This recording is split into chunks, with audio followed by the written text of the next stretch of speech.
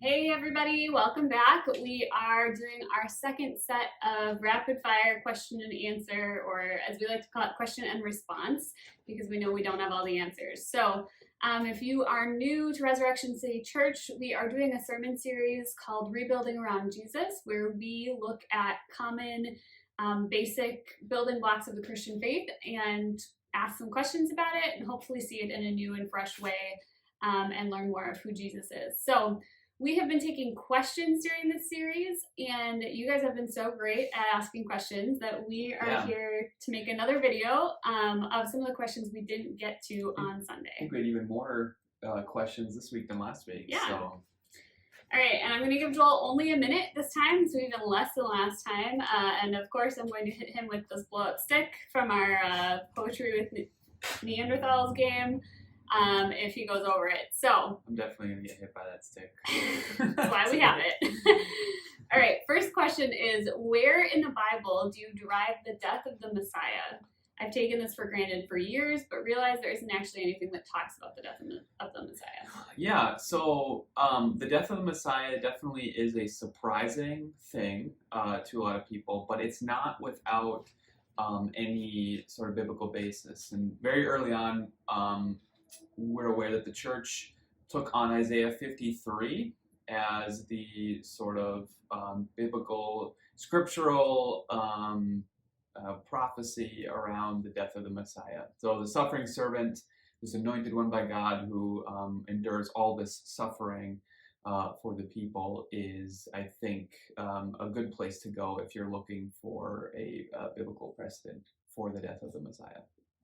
Great. Okay, so the second question says, it doesn't seem very faithful to desire someone to die since the Ten Commandments are clear that killing is a sin. So why would Jewish people want to kill the Messiah?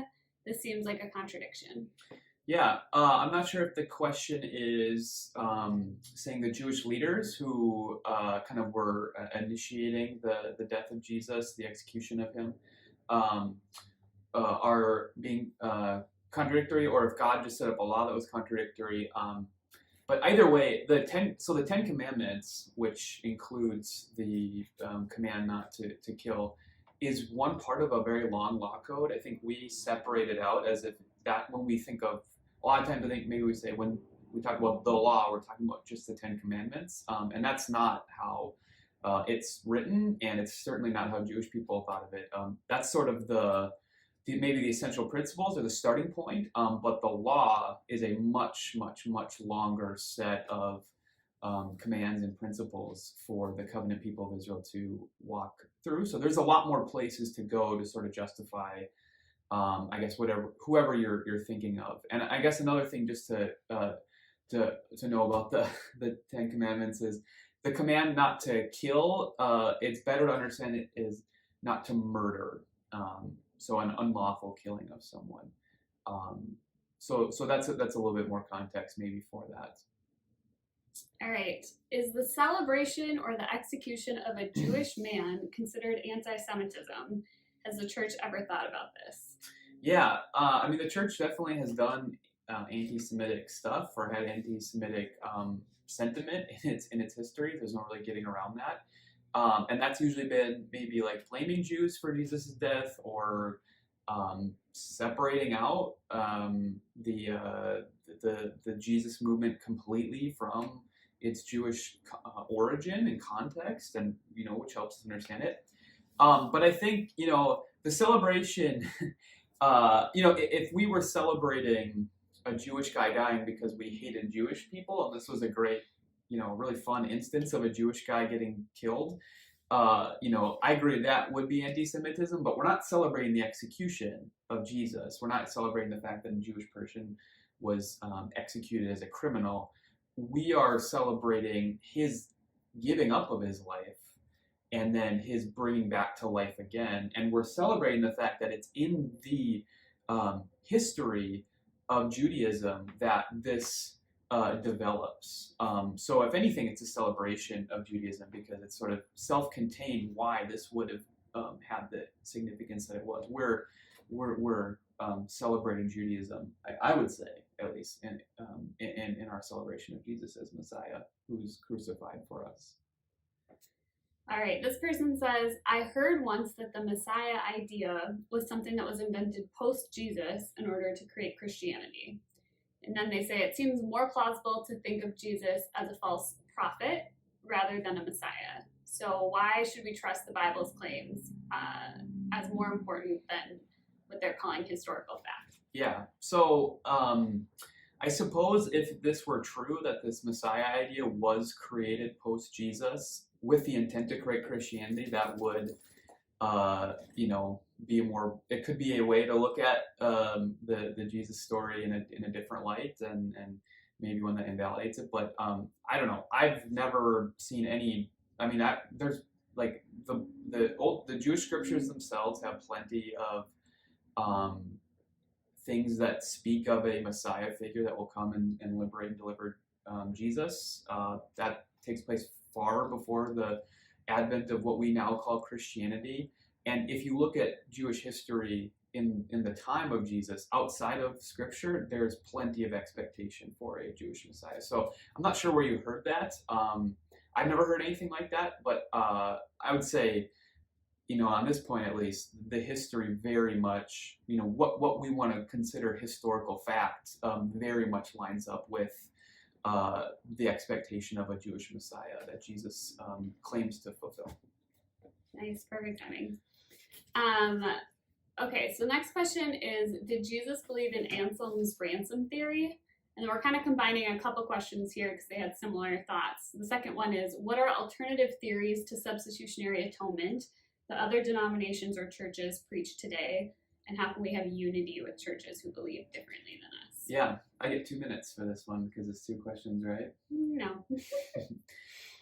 So first of all, it's a good question. One of the big points of the sermon was that, we don't know every intention that Jesus had when he died and rose again. All he gives us are some riddles, kind of like his intent that this is going to happen and that this is at the center of what I'm doing. He gives us a meal and he gives us his life, and that's really about it. And so, we've been kind of figuring out the significance of it, and that's what the biblical authors are doing too for a long time ever since then. A couple of different ways for making sense of Jesus's death are Anselm, like the one question asks, and then also something called the ransom theory. Now, I'm not an expert on this, but if I'm not mistaken, the ransom theory is actually pre-Anselm, and then Anselm, who is doing all this right around the 1000s AD, comes up with something called the satisfaction theory, which is a kind of a different way to look at the atonement. Without going into too much depth on them, the ransom theory has more to do with Jesus giving up his life as a ransom or a release to set some captives free, to set people under a consequence free. And the earlier church sort of embraced this sort of understanding a lot more. And who the ransom was for is, a lot of times they would actually say it was maybe Satan or powers of darkness. And he defeats them. And that's where we get this idea of something called Christus Victor. Anselm has some different ways to look at it. And I would actually say Anselm, when we talk about penal substitutionary atonement, which is kind of a very reformed way of looking at Jesus's death, Anselm sort of sets the stage for that in his satisfaction theory. And I actually don't think what I was trying to say on Sunday was necessarily penal substitutionary atonement. It was just Jesus giving up his life to set people free. And how that works out, I think we can continue to figure out what that looks like. And different traditions or thinkers have different ways of making sense of it. And I think unity, to answer the second question, can come through just humility of saying the event of Jesus coming, of his life, death, and resurrection is far deeper than one tradition or person can understand. And I think we can have humility as we offer different sort of ideas of the significance of it, and understand that we're all making sense of the same thing that we believe has significance. Okay. Okay. I gave you way more than 2 minutes on that one, so keep going. If Jesus' act on the cross was that of atonement, why would he choose for these events to take place chronologically over Passover rather than Yom Kippur? Yeah, so good question. A couple people asked this one actually. So first of all, you'll notice on Sunday, again, kind of going back to that question, I didn't use the word atonement at all. And that's what Yom Kippur, or the Day of Atonement, is about. I think if I had to give a guess, I would say that Passover has a lot more, there's a lot more going on in Passover than just setting people free from sin. And if really, actually, in a sense, setting people free from sin is not even the main part of Passover. It's deliverance from disaster, from judgment, from Pharaoh, from dark powers who are holding people in slavery. And so it's about freedom from that, about covenant making, about entering a promised land led by God, and new futures. And I think the cross is about all of those things. I think we kind of can reduce the cross down sometimes to say it's just about getting people off from sin, when it's actually about way more than that. And I think the Passover encapsulates that a lot better than the Day of Atonement. And so that might be why Jesus picked that day, which had all of that significance to sort of bring his movement into to focus it. Okay, continuing with some of these questions about how Christianity relates to Judaism. This question is, isn't the communion meal just an appropriation of a Jewish holiday? Seems like we're giving it new meaning and washing its original meaning. Mm-hmm. Yeah, so I guess first off, Jesus and Christians have never said we can't still celebrate the Passover. I know many Jewish Christians still do celebrate the Passover. I know some Gentile Christians do. There's no sort of contradiction between celebrating both of them. But I agree with the premise of the question that Jesus' meal is intended to sort of give new meaning to an event that is similar to the Exodus, but is even greater than it. And he wants us to celebrate it in the same way. But I don't think that's an appropriation, because that's what the anticipation is if you read the Old Testament. So they're waiting for an Exodus-like event that would be sort of greater than the original. And I don't think that's an appropriation by Christians. It's something that Jesus is fulfilling. So like an example of this is Jeremiah 31. A couple of verses in there, 31 to 33. The days are coming, declares the Lord, when I will make a new covenant with the people of Israel and with the people of Judah. It will not be like the covenant I made with their ancestors when I took them by the hand to lead them out of Egypt, because they broke my covenant, though I was a husband to them, declares the Lord. This is the covenant I will make with the people of Israel after that time. I'll put my law in their minds and write it on their hearts. I will be their God, and they'll be my people. The original Exodus included a giving of a law and a covenant for Israel to walk in. God is saying, I want you to anticipate a day when something like that will happen again, except this law won't be something that's written on stone tablets. It will be written on your heart. It will be something that you'll be empowered to follow in this new covenant that is coming. So this Exodus event is what they're waiting for. And Jesus is saying, hey, this is coming true now in this moment, and we need to recognize the significance of it. Great. Okay, next question. How does the death of a man take away sins? The sacrifice system of Israel forbade human sacrifice, so why does God bend the rules with Jesus? Yeah, so this is a complicated question, and I'm not going to probably give a full response in a minute before Julie starts whacking me with a stick. Well, I can't get back into your phone, so we've got a couple extra minutes on the timer. I'll just say this. I can see the premise. I know this is not, this is something other people have asked this question. And a couple of things just to think about maybe. Not necessarily, here's the magic bullet that resolves this question, but Jesus is not just a man, we understand, and we'll talk about this in our upcoming sermon. Jesus is also God, and so that changes it a little bit. God himself coming to give himself up and to, in himself, sort of take care of, doing the deliverance for Israel. And I think this is perhaps why Jesus chose Passover instead of Yom Kippur. It's not necessarily...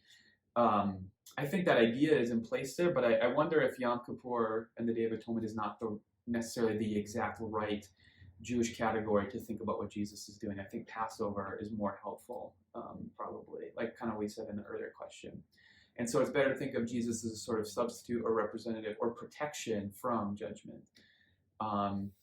And then finally, Paul says in Romans 8:3 that the thing that is condemned on the cross is not Jesus, but it's sin in his flesh. So it's interesting that Paul creates a distinction between the two there. And so it's another way to think about it. But again, this is a complex question. I think it's a good one to ask, and one of those ones where I think we can continue to sort of ask how this makes sense while resting firm in there is in Jesus. Okay. We're not entirely sure if we got the context of this question, so if you're the one who submitted it and have further questions, let us know. Mm-hmm. But it says, should we prioritize the gospel description in 1 Corinthians 15 rather than in Acts 3? Yeah, so I'm not sure if there's a certain part of Acts 3 you're thinking with this question. In Acts 3 is sort of an extended speech by Peter to a group of gathered Jewish people talking about their sort of ignorance and rejection of what God was doing through Jesus, kind of coming in this giving this prophetic message, which led, what Jesus was saying, like, if you reject this, there's gonna be consequences for it. And Peter's kind of talking about that, but he does so through talking a lot about Israel's story, and he mentions Jesus' resurrection as well. And to me, at least, I don't think it's necessarily we need to pit these two against each other. I don't think there's anything really substantively different going on in them. Paul talks in 1 Corinthians 15 about Jesus dying for our sins according to the scriptures, which I think that's the story of Israel that Peter is talking about in Acts 3. So to me, 1 Corinthians 15 is a very simple way to explain what Peter is in Acts 3. And honestly, there's a lot of speeches in the book of Acts that I think 1 Corinthians 15 is shorthand for. That'd be my thoughts on it, at least.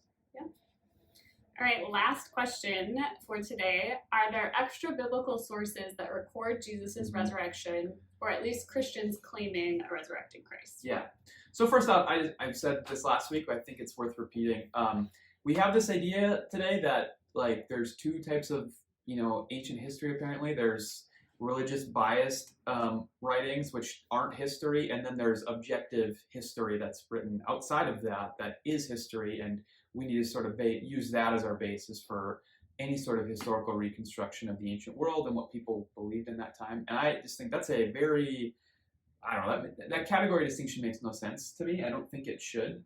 The Bible is a document that was written that reflected people's thoughts and gives us a really good picture of what's going on in that world, and what people were thinking and believing and doing in that time, that we have to treat as history, even if we don't necessarily agree with some of the claims that are being made. And again, we couldn't do history if that was our approach to old documents. But all I have to say, there's not necessarily a historical document that's says Jesus was risen from the dead, but I do think we have a history that points to the fact that this claim of Jesus as risen is circulating throughout the Roman world.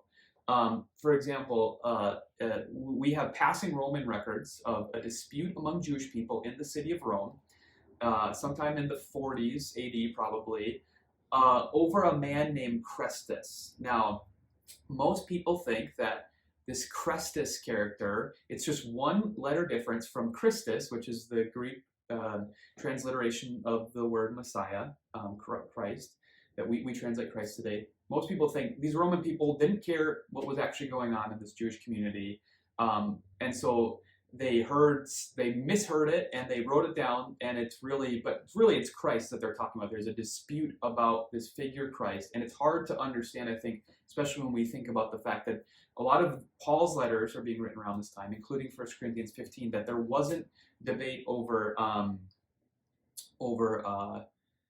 him being risen as the central part of that. It seems like that for Paul, that's the central thing that he's talking about, and this is the same time that this is going on in the city of Rome. So to me, I think that seems like that at least the claim that Jesus is risen and not being a source of controversy among Jewish people is taking place very early on, and we find that in Rome's history. All right. Well, thank you everyone for submitting your questions. If you have any further questions, or if you want to join us next Sunday, we will have the opportunity for you to ask questions again. during our worship service. So thanks for watching, and we'll see you on Sunday.